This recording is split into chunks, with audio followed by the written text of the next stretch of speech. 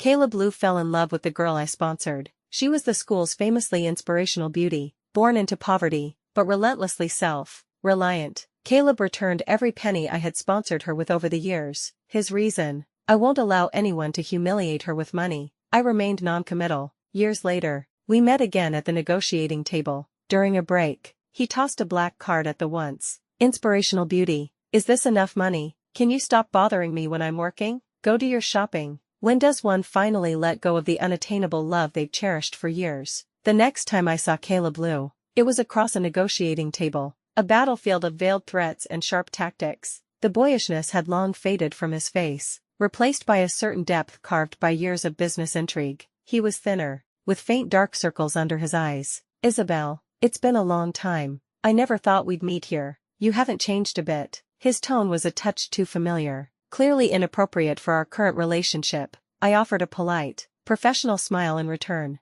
You're too kind, Mr. Lou. In a business setting, it's best to be formal. Miss Cheen would be more appropriate. I wasn't here to reminisce. My name is Isabel Cheen, representative of the Cheen Corporation. My objective was to dismantle Caleb Lou at this table, to secure the greatest possible advantage for my company. Caleb seemed to be trying to play the sentiment card, but after his attempts failed, he gradually shifted into negotiation mode. As time ticked by, the atmosphere grew tense. Caleb was unyielding, and I refused to back down an inch. Just as we reached a stalemate, there was a knock on the conference room door. A delicate-looking young woman peeked in, her voice timid. Caleb, I brought you lunch. Sophia song. I subtly shifted my gaze. I had sponsored her through college. While I couldn't entirely blame her for what happened later, I had no desire to see her now. Caleb's brow furrowed. Without even looking at Sophia, he turned to his assistant, who let her in. The assistant whispered, Mr. Lou, you said to let Miss Song in directly whenever she comes looking for you. Can't you read the room? Don't you know I'm in a meeting? Sensing his rising anger, Sophia quickly took his hand. Caleb, don't be angry. I know it's my fault. Don't blame anyone else. Caleb seemed to have no interest in communicating with her. He pulled a black card from his wallet and threw it at her face. Is this enough money for you? Can you stop bothering me when I'm working? Go do your shopping. Sophia stood there, bewildered, her eyes welling with tears. I looked at Caleb in astonishment, finding the man before me terrifyingly unfamiliar. How laughable, how ironic. Once upon a time, this was the same man who had shielded Sophia behind him and said to me, I won't allow anyone to humiliate her with money. Caleb Lou, what are you doing now? Tears in her eyes, Sophia looked at me with a mixture of embarrassment and helplessness. The pristine designer dress she wore, though the right size, seemed strangely out of place on her. She opened her mouth several times as if to say something to me, but in the end, she just lowered her head, stubbornly placed the black card and the lunchbox in front of Caleb, and turned to leave. I had no intention of getting involved, but seeing her like this, I couldn't help but frown. Sophia hadn't always been like this. The first time I met her, she was also embarrassed, her faded, oversized shirt reaching her knees, her rough hands chapped and ingrained with dirt that wouldn't wash out. Back then, she avoided my gaze, not daring to meet my eyes, but in the occasional glance she did raise, I could see a light, a fire in her eyes, a defiance against fate. She was nothing like the person now, who only knew how to display her weakness. Caleb pocketed the black card but pushed the lunchbox away in disgust. Throw this out. The assistant nodded silently and did as he was told. Caleb turned to me and apologized. I'm so sorry you had to witness that scene. I remained silent, gesturing for him to return to the business at hand. He seemed to misunderstand my meaning and sighed heavily. I suppose this is my just deserts. I was the one who made a mess of things back then. It was all my fault. That was a long time ago. I said, let's continue the meeting. You're still angry with me, aren't you? Our relationship was so good back then. We were supposed to get married right after graduation. I've regretted it all these years. I cut him off. I have no interest in dredging up the past. I am here to negotiate on behalf of the Cheen Corporation, but you seem to have other things on your mind. I think it's best if we reschedule. I stood up to leave. He instinctively reached out as if to grab me. I didn't move away, just stopped and looked at him. In the end, he dropped his hand in shame. I hope that the next time I come, I will see a more professional attitude from the Lou Corporation. I walked out without another word. He no longer had the right to touch my hand. As soon as I got into the car, my driver, secretary, assistant, best friend, Olivia, fixed her gossipy eyes on me. Seeing my displeasure, Her curiosity only grew. The deal didn't go through. I opened my laptop, my face impassive, and tossed 2 words at her. Just drive. Didn't Caleb have any lingering feelings for you? She pressed. I just saw that Sophia girl run out crying. I thought you had won a major victory. Olivia was a great person in every way, except for being an incurable gossip. I was there to do business, not to act in some melodrama. Unless the Cheen Corporation acquires the Luke Corporation tomorrow, it's not a major victory. You two were really just talking business. How boring. I thought for sure you'd rekindle the old flame, Olivia said, clearly disappointed. She pouted and started the car. Then she added casually, after all, you were so in love with him back then. Her words made me pause. I looked out the window at the golden plane tree leaves, their edges already slightly singed. A gust of autumn wind would surely send them withering to the ground. Yes, I was so in love with him back then. Caleb and I met in college, but I had heard his name long before that. Our families were of similar standing. We weren't close, but we had business dealings. Growing up, he was always the other kid, the one who was excellent, sensible, and outstanding in every way. So when I first met him at school,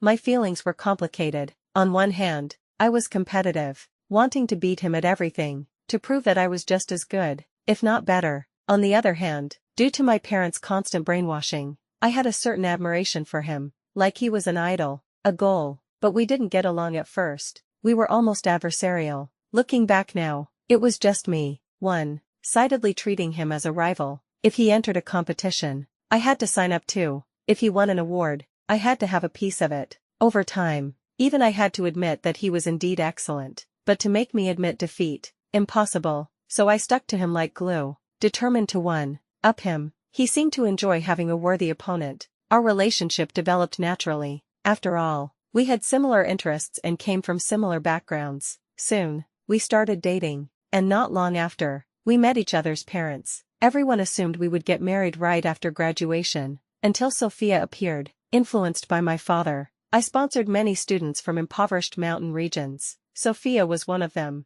She was only a year younger than me. When I heard she had gotten into the same university as me, I was very happy. I knew that for her, the effort required was 100 times more than mine. So I not only covered her tuition but also helped her get acquainted with the city. I even had her clothes and daily necessities prepared. And so, through me, Caleb and Sophia's paths crossed more and more frequently. But I never imagined that one day, Caleb would shield Sophia behind him and say to me with a look of disgust, I won't allow anyone to humiliate her with money. It was only then that I realized that all my efforts to help Sophia understand the city, to understand a higher social class, to cover her tuition and daily expenses, were, in her eyes, a form of showing off and humiliation. She cried as she told me, do you know how much I hate it? Why were you born with everything, and I have to accept the scraps from your hand and be grateful for it? You keep me by your side like a dog, your little follower. You must be so proud of yourself. Right, I work harder than anyone, yet I have to be inferior everywhere. I wonder what she would think now, knowing how Caleb would one day treat her. I sighed, pulling myself back from my memories. I felt that this failed negotiation wasn't entirely without its gains. I had spent 3 years abroad with resentment and hatred for Caleb, but now, I had completely let go. Now, I could wipe away the moonlight I had once gilded him with and see his ugly, uneven truth. A man like that was never worthy of my love from the beginning, and now, wasting another second on him was not worth it. 4 years, my father, though nominally the head of the Cheen Corporation, had handed over the reins to me. Recently, work had been overwhelming. Even sleeping only 3 hours a day, I could barely keep up. Under Olivia's management, the search for a new assistant was quickly resolved. The new assistant, Liu Zhou, was a recent graduate, a clean-cut, scholarly young man with black-rimmed glasses. Although he tried to style his hair like a grown-up, there was still a touch of youthful naivety on his face. He adapted to the job faster than I expected. He started in the morning and was already up to speed by the afternoon. Miss Jean, an email from the Luke Corporation. They've scheduled a meeting for next Tuesday. I nodded in acknowledgement. This was a big deal. I didn't trust anyone else with it, so I decided to handle it myself. Olivia started winking at me again. Do you think Caleb is deliberately dragging out the contract just to see you more? I've already found out. He and Sophia never got married. His family didn't approve, and their relationship is getting worse and worse. And some people say that when he gets drunk, he cries to his friends, saying he regrets losing you. I didn't stop working. I shot her a frown. I think you don't have enough work to do, so I magnanimously filled her schedule to the brim. Olivia finally pouted and left, sensing a gaze. I looked up and met Leo's curious eyes. A bad feeling washed over me. I frowned and said, "Don't you dare learn to be as gossipy as her." Oh, okay. Leo quickly looked down and started organizing his files. For some reason, even the tips of his ears turned red. Was he shy? I hadn't even said anything. This kid, why is he so thin-skinned? Soon, it was time for the negotiation with the Loop Corporation again. I took Leo with me to the Loop Corporation building, but to my surprise, it wasn't Caleb we met. Miss Isabel Cheen, I've heard so much about you. The man in front of me looked 7/10 like Caleb. He seemed familiar, and it took me a moment to remember. This was Caleb's younger brother, Ethan Liu. I had met him when I went to meet Caleb's parents. It's been years. Miss Jean has become even more beautiful. This kind of meaningless pleasantry was just like Caleb's. I wondered if it was a family trait. The negotiation officially began. I recognized Leo's abilities, but for this kind of negotiation, experience was more important. I had brought him along more to give him some exposure, not expecting him to be of much help, but surprisingly, the negotiation went exceptionally smoothly. Ethan even gave me a 30% profit margin. He looked at me with a triumphant expression, as if he were expecting something from me. I just handed him the contract. Then I have no objections. Please sign. Only a fool wouldn't take a freebie. Ethan raised an eyebrow and emphasized, I'm giving Miss Jean a great deal. I should at least get a thank you. Thank you, I said, my face expressionless. Can you sign now? Ethan looked like he wanted to say something but held back. In the end, he didn't say anything and signed. Ethan stared at me for a long time, then laughed out loud and extended his hand. Pleasure doing business with you. I frowned. The way Ethan was looking at me was intense and meaningful. This didn't seem like a good sign. As I was thinking, Leo, quick as a flash, grabbed his hand and squeezed it so hard that Ethan winced. Pleasure doing business with you. I looked at Leo's wary expression and couldn't help but shake my head. This kid still has a lot to learn. Back at the office, the atmosphere was a bit awkward. Leo hadn't said a word, and I was busy with the newly signed contract. Finally, after I had arranged everything, I spoke up. Do you know what you did wrong? Hearing my voice, Leo's shoulders tensed slightly. I'm sorry, Miss Jean.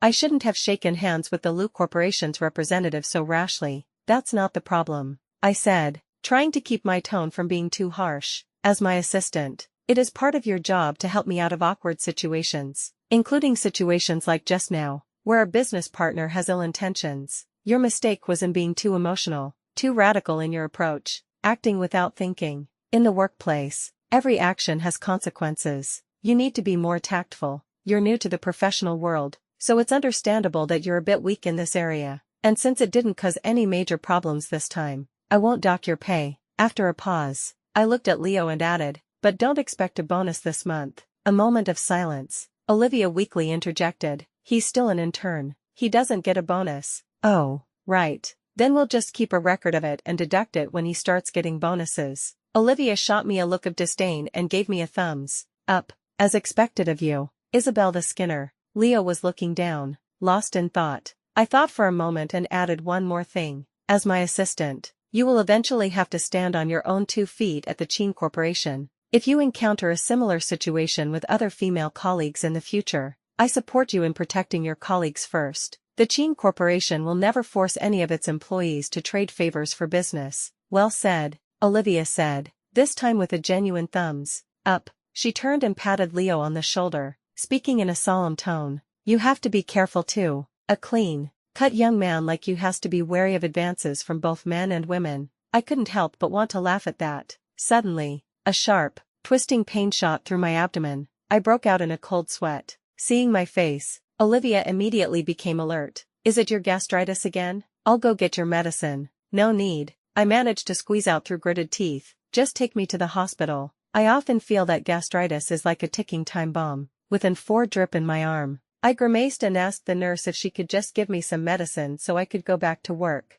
The nurse berated me, saying I didn't take care of my body. Just then, Olivia snuck in, looking like a thief. She lowered her voice and said mysteriously, guess who I just saw? Caleb Liu. No wonder he didn't come to the negotiation. I said, then wondered, what's he doing at the hospital? Did he finally get cancer? Olivia's face was a mask of mystery. I saw him and Sophia Song going to the obstetrics and gynecology department. I was stunned. Sophia's pregnant. Well, it's not likely that Caleb is pregnant, is it? Speak of the devil. The door to my room opened, and when Caleb saw me lying in bed, his face was instantly filled with anxiety. Isabel, what's wrong with you? What happened? Olivia rolled her eyes. Calm down. She's not dead yet. Don't be so happy. I just saw your assistant and thought she looked familiar. I followed her all the way. It really is you. What's wrong with you? Why is your face so pale? You have no color at all, and you've lost so much weight. Olivia continued to mock him. She has gastritis, but the symptoms you're describing sound more like leukemia. I shot Olivia a glare, silently scolding her for her lack of surveillance skills. Getting followed all the way. Olivia tactfully shut up. Mr. Liu, you don't need to worry. This is an old problem of mine. And by the way, the cooperation agreement between the Qin and Liu corporations has been signed. I suggest you take a look at it. He seemed to have automatically filtered out my second sentence, murmuring with a detached expression. An old problem. You never had these problems when we were together. It was me. I hurt you too deeply back then. I frowned, unable to hold back. Mr. Liu, I have a stomach problem. Please don't disgust me. I might actually throw up. She is indeed lovesick. Olivia couldn't help but add, but Mr. Liu, let's not be so sentimental. Her true love is money. Her gastritis is purely from overworking. I was about to ask them to leave when I suddenly saw Sophia at the door, clutching her stomach, her lower lip bitten, her eyes filled with tears. Caleb, her sweet, delicate call made Caleb's body stiffen slightly. He slowly turned his head, his tone unfriendly, but he didn't scold her.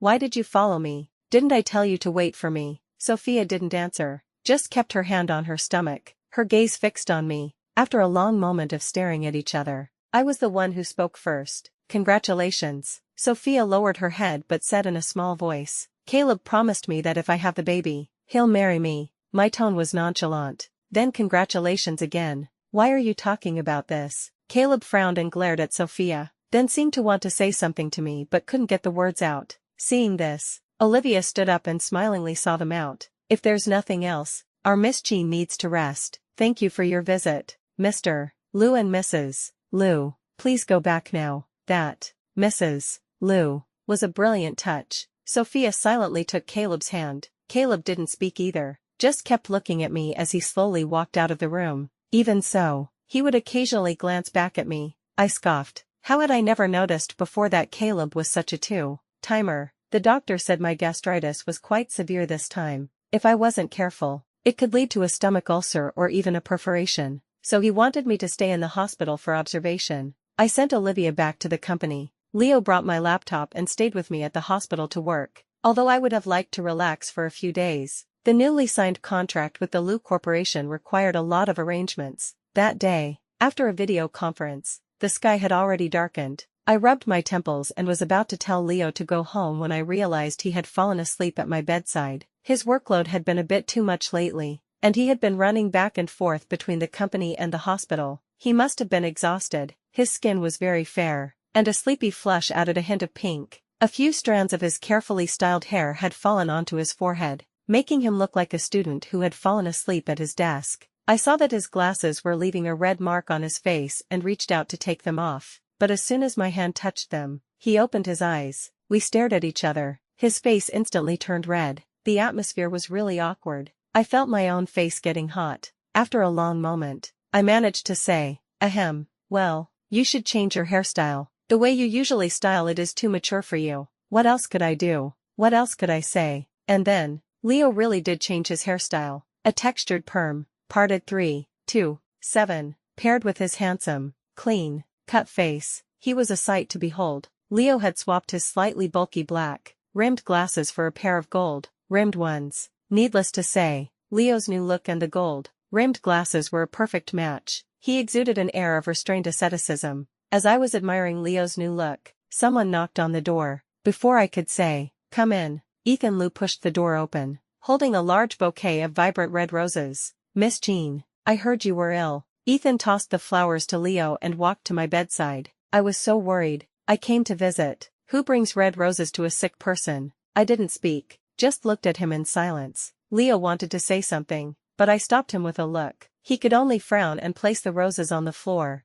Ethan was thick-skinned, but clearly not thick-skinned enough. After talking to himself for a while, he was clearly a little embarrassed. He coughed and finally put on a serious face. "Of course, I also came to tell you something," he said solemnly. "Sophia is pregnant." Silence was the bridge of Cambridge tonight. He saw that I had no reaction, and his embarrassment grew. "You don't already know, do you, Mr. Lou? If you're just here to tell me that Sophia is pregnant, I already know. I've already congratulated her in person. When you have your wedding banquet, the Cheen Corporation will send a special messenger with a gift. If there's nothing else, I need to rest." Ethan's smile faded. "Then I'll get to the point. I'm here to propose a partnership. I wonder if you're interested in working with me to take down Caleb Lou." From the moment Ethan showed interest in me, I didn't think I was his target. Sure enough, his true intentions were not what they seemed. Regarding Ethan's proposal, I said, "I have absolutely no interest." Ethan's face stiffened.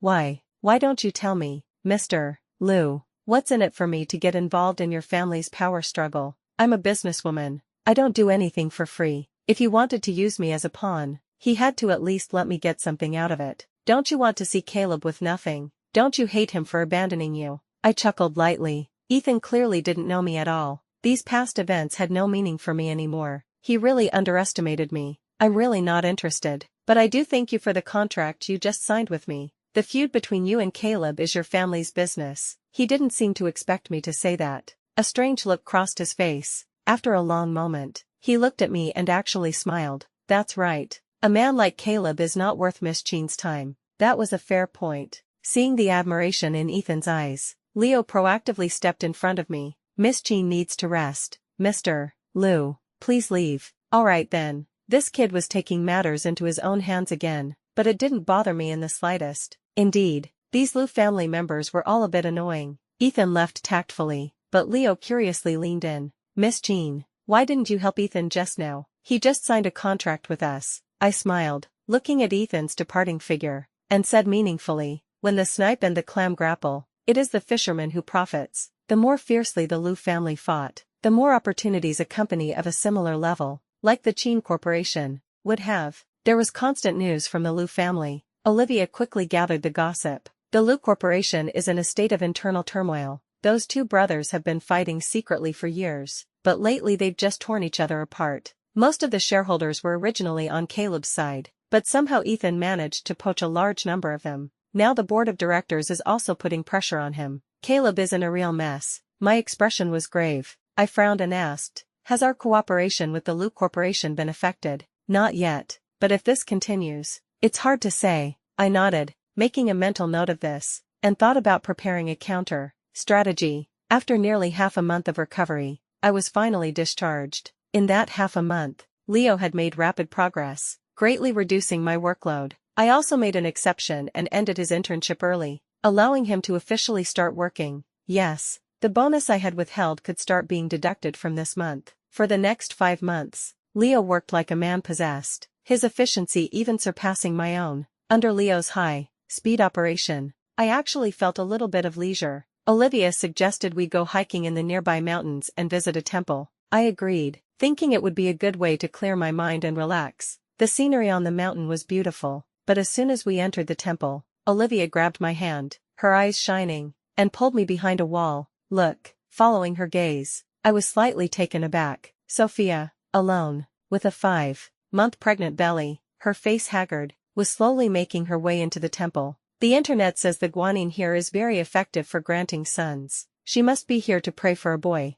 Olivia quickly switched to gossip mode. "I heard that the old Mrs. Lou reluctantly relented a little because of her pregnancy, but she still demanded that she must have a boy to be allowed into the Lou family. The old lady still loves to judge people by their status. A few years ago, Caleb still liked her and would defy his family for her. Now even Caleb is annoyed by her. She can only rely on the baby in her belly." Right. It's strange, isn't it? They were together for so long, but they never got married or had kids. Now that Caleb doesn't like her anymore, why is he still stringing her along? I scoffed. Why else? To save face. Of course. He made such a grand show of breaking up with me, saying he had fallen in love with Sophia's shining soul. If he dumps her now, wouldn't that be a slap in his own face? In a man's eyes, face is almost as important as his life. Olivia pouted and gave a fair assessment. Hypocrite. While we were talking, Sophia had already entered the Guanine temple. Olivia sneered at such superstitions, then turned and pulled me to the temple of the god of wealth. Her exact words were, "Since we're already dealing with something as ethereal as praying to gods and Buddhas, why isn't she praying for herself?" We had just finished paying our respects to the god of wealth when we saw Sophia standing at the entrance, watching us and slowly walking towards us. "Isabel," Sophia said,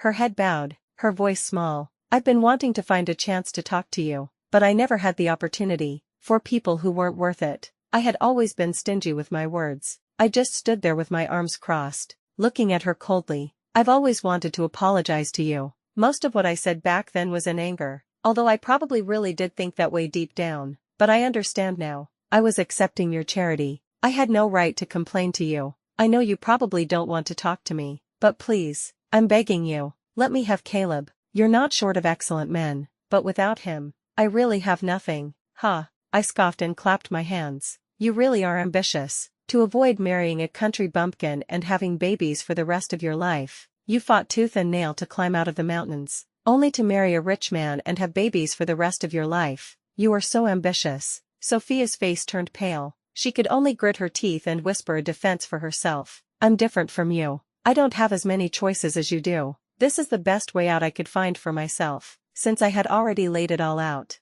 I had no intention of saving her face. "Your grades were at the top of the school. You had so many companies vying for you before you even graduated. What? You didn't think the path of a high-level female executive was good enough? You had to cling to someone else to be a rich man's wife. Your ability is undeniable. Your efforts are there for all to see. You said you lacked knowledge and connections. I brought you into my social circle. Do you know how far ahead of others you already were because of your own efforts? Yes, your background can't be changed, but if you were going to resign yourself to fate, why go to all the trouble to come here to do it? Why not just rot in the mountains, or in a factory? In any case, even if you marry into the Liu family now, no one will treat you like a human being. Do you still remember why you left the mountains in the first place?" Sophia's eyes flashed with confusion and helplessness. A mist formed, reddening her eyes, and the hand clutching her clothes turned white. Olivia whispered a reminder to me. "Take it easy, she's still pregnant. You can't afford to be responsible if you stress her into a miscarriage."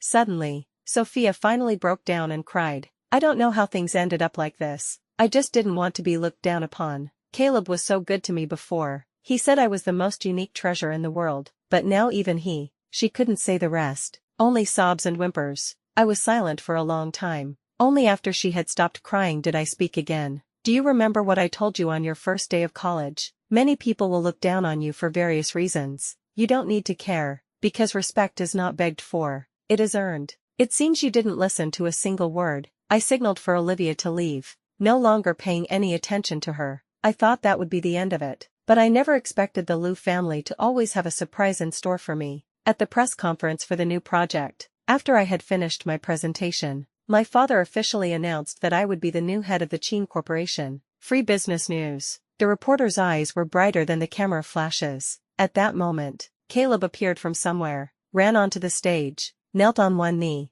and took out a diamond ring. His face was haggard, his eyes bloodshot, and the words coming out of his mouth made me desperately want to call a psychiatrist for him. "Isabel, let's have Sophia's child raised by you. I'll break up with her completely. Let's get back together and get married. Okay, if you're not willing, I'll make her get an abortion immediately." "Isabel, I really regret it. I've realized I can't live without you." I found it laughable. Can't live without me. He probably realized that Sophia couldn't be his right-hand woman in the business world, and I, the sole heiress of the Qin Corporation, could bring him greater profits. The reporters were going crazy. "Business news doesn't sell as well as entertainment news. Security, take this man away and send him to a mental hospital for a thorough check." Up. Seeing the reporters rushing onto the stage and surrounding me, I decisively had Caleb taken away. But I would remember this. Years later, when I came to the Liu family's villa again, the decor was the same, but my purpose had changed from meeting the parents to seeking justice. I sat upright,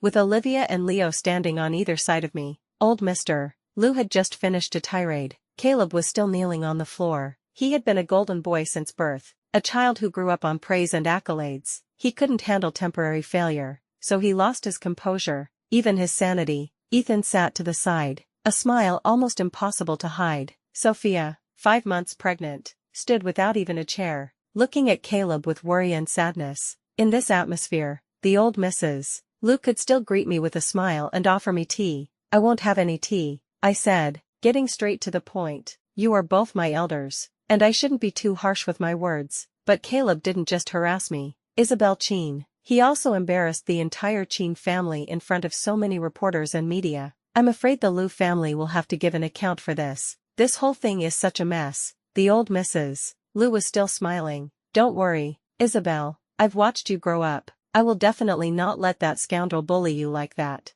I will make him take responsibility and compensate you doubly in the future." The more I listened, the more I felt something was wrong. But the old Mrs. Lu just smiled at me and started talking about marriage. "Isabel, you see, this has already become such a big deal, and everyone knows about it. A girl's reputation, once it's out there, it's hard to get married. You and Caleb just had a little misunderstanding before. Why don't you just—" Olivia's face twisted in disgust. She couldn't say anything directly, so she said with a pointed tone, "Speaking of which, your home is so magnificently decorated. It exudes a traditional atmosphere from the inside out." Leo immediately understood and added, "It's like the Qing dynasty never ended. It really makes you feel the legacy of a bygone era." The old lady's face fell, and she looked constipated, wanting to say something but holding back. I ignored the old Mrs. Lu and turned my gaze to the old Mr. Lu. "Is that your opinion as well?" The old Mr. Lu's face was grim. He knew this wasn't going to be an easy matter to smooth over.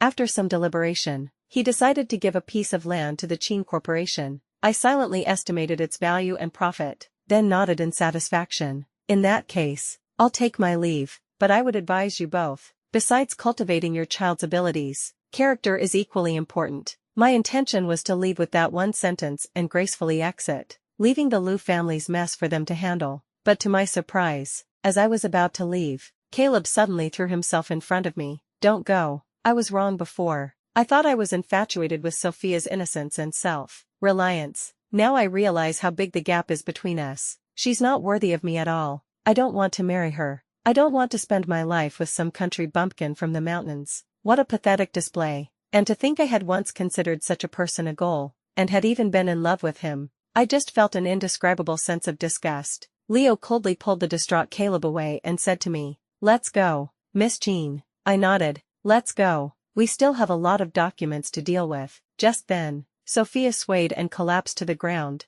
a large pool of blood spreading from under her. Sophia had a miscarriage. I didn't go to the hospital. Leo pretended to take a call, said there was an emergency at the company, and pulled me away. Out of courtesy, Olivia went to the hospital on behalf of the Qin Corporation. I seriously suspect she just went to get gossip, from the mysterious look on her face when she came back, pulling me into the office. The scene must have been quite dramatic. The Lu family is heartless. That was their grandchild in Sophia's belly, but not a single one of them went to the hospital. They just sent a clueless driver. I was the one who ran around and got her admitted. I frowned. Caleb didn't even go. That was his child, Olivia said angrily. "Scumbag. And the baby?" Olivia shook her head sadly. After a long silence, she said in a low voice, "The doctor said Sophia was under a lot of stress during her pregnancy, and the baby wasn't developing well. It couldn't withstand the fall." I rubbed my brow, at a loss for words about Sophia's fate. As soon as Sophia woke up, she was crying and telling me she was wrong,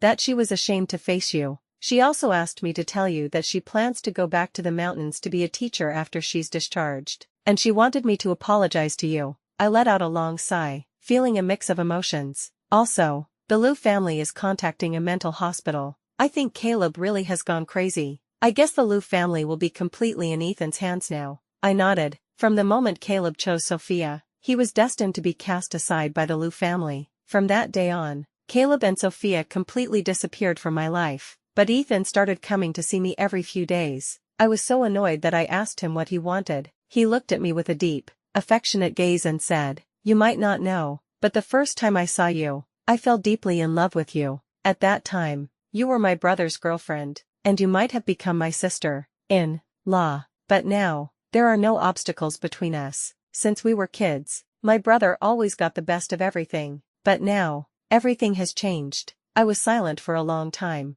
then sincerely suggested, "Why don't you go to the hospital for a check? Up to. I suspect the mental illness in your family is hereditary." Ethan didn't seem to expect this reaction from me. I've already won. The entire Loot Corporation is mine now. If you just nod, it will be yours too. I think you've misunderstood something. I cut him off. I have never been a trophy for you brothers to fight over. I am a contestant, just like you, but I do want the Loot Corporation. I waved my hand in front of him. Within 5 years, I will acquire you. Speaking of which, I should thank you two brothers for fighting. You gave me the opportunity. With that, looking at Ethan's dumbfounded expression, I smiled and turned to leave. Leo was standing a short distance behind me. Let's go. We still have a lot of work to do. Yes, Miss Jean. Leo followed behind me. After we got in the car, I suddenly said, why would the young master of the Zhou family come to experience the hardships of the common people at my company? Leo had been abroad since he was a child. The Zhou family had always been low key and had protected their only son very well. If I hadn't noticed that Leo's mannerisms were not those of an ordinary office worker, I might have been fooled too. Leo didn't expect my sudden move and was momentarily stunned. His handsome face quickly flushed, and he didn't dare to look at me directly. A young man's affection, like a spring breeze, cannot be hidden. I understood instantly and let out a light laugh. I heard that Mr. Zhou has returned to the country recently. Are you interested in a deeper partnership with the Qin Corporation? Love is beautiful, but building a career is even more fragrant.